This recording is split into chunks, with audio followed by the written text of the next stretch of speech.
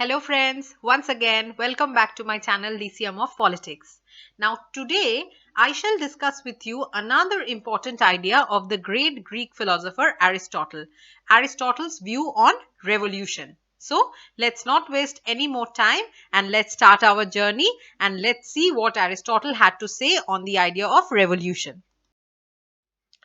So, my friends, I have already told you about Aristotle's famous work Politics in my last video on him, which I hope you remember, right? So, here in book 5 of the Politics, he discusses on the concept of revolution after studying almost 158 constitutions of the Greek city-states. Now, he basically focuses on the causes and prevention of revolution.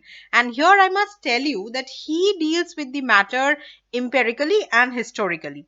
And therefore, somewhere down the line, he discards the a priori method of Plato. Now, see, Aristotle, while dealing with the concept, mainly discusses it into two halves. In the first half, he mainly advises the rulers their practical manual for conduct and how to keep themselves in power. And in another half, he dealt on the philosophic basis of the stable government. But one thing, my friends, you should always remember that he did not restrict the revolution to mere political change but assigned a broader inner meaning to the concept of revolution. Okay? Now, as I have told you just now that Aristotle ascribed a much wider connotation to the concept of revolution. So in that sense, revolution to Aristotle was not restricted to mere political change. Okay, it can occur at different degrees as he points out.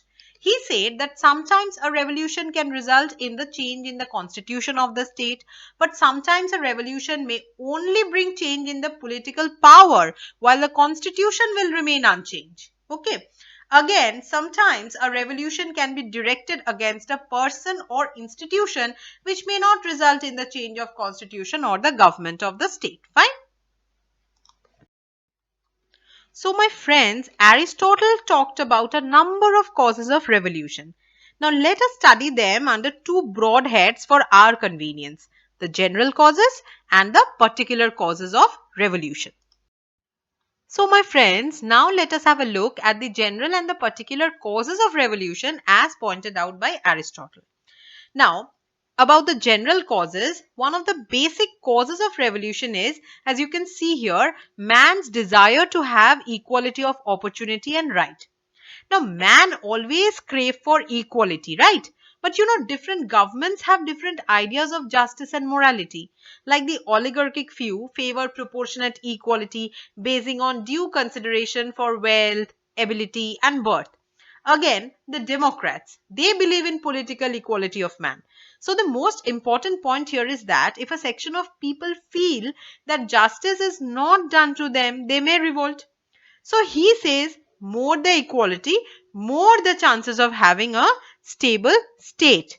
And he considers the best state is that which is ruled by the middle class, which we discussed in our last video. You remember? So, because there are less chances of inequality in that kind of a state, as naturally there will be lesser chances of revolution. Now let us have a look at the particular causes of revolution. According to Aristotle, revolution can also occur for love of gain, fear, then love of honor, insolence, or increase in parts of the state, or disloyalty, discordance of the elements of the state, and there may be many other reasons, but these are some of the most important reasons for revolution. Okay. Now, after discussing about the general and particular causes of revolution, my friends, now let's see what Aristotle says about revolution in particular kinds of state. He says that in a democracy, revolutions are caused due to excessive use of power, which widens the gulf between the rich and the poor. In oligarchy, the dictatorial and oppressive nature of the oligarchs and their internal rivalries often act as causes of revolution. The monarchs and the tyrants often face revolts as a result of their undefined behavior. Even in a polity, revolution may occur due to a faulty combination of the democratic and the oligarchic elements, as Aristotle feels.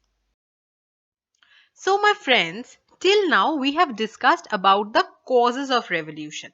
But there are several measures outlined by Aristotle to prevent revolution. Okay, let us see the basic ones. Now, he says that in order to avoid revolution, it is important for the ruler to gain the confidence of the people by eliminating the signs of oppression and injustice. Okay, then it is important to impart necessary education to the citizens so that they can be abided by the constitution. Aristotle also warns against the idea of concentration of too much political power in the hands of a particular section or a single individual. The honors and awards should be distributed widely, and the society must maintain proportionate equality. That is what Aristotle says, paying each his own due. The government offices should not turn into sources of gain, and that it is important that public offices should be granted for short duration, especially the offices which are of immense importance. Above all, it is also important to inculcate and to keep up the spirit of patriotism alive among the citizens so that they do not revolt against the state. So, my dear friends, this was Aristotle's idea of revolution in very short and simple terms. I hope you liked it. Please do not forget to press the like button and subscribe to our channel to inspire us. And very soon I will come back with new videos to you. Till then, never stop learning, keep on exploring. Bye bye and take care. See you soon.